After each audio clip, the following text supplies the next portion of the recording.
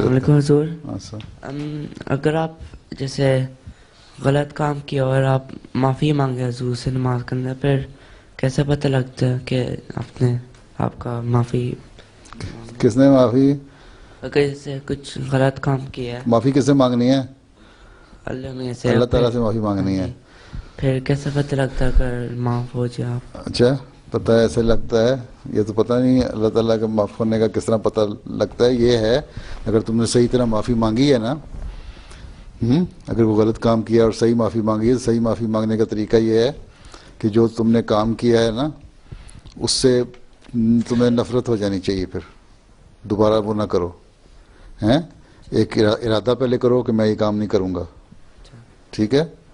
پھر اس پہ قائم رہو، اس کے لیے دعا بھی کرو، استغفار بھی کرو، اس سے کراہت آنی شروع ہو جائے تمہیں، نفرت ہو جائے.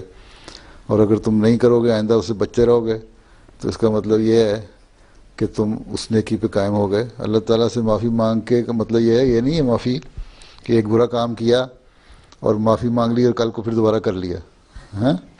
اس طرح نہیں ہے. اگر تم رک جاؤ گے تو اس کا مطلب ہے کہ اللہ تعالیٰ نے یہ اس کا ایک نتیجہ نکلتا ہے کہ آدمی کسی برائی سے رک جائے تو اس کا مطلب ہے کہ تمہاری دعا بھی قبول ہو گئی اور اللہ تعالیٰ نے تمہیں توفیق دی کہ تم وہ گناہ یا وہ گند یا وہ برائی دوبارہ نہ کرو. ٹھیک ہے؟ اگر تم کرتے رہو گے تو اس کا مطلب تو ایک معافی مانگو گے پھر کر لو گے، معافی مانگو گے پھر کر لو گے، تو فائدہ کوئی نہیں.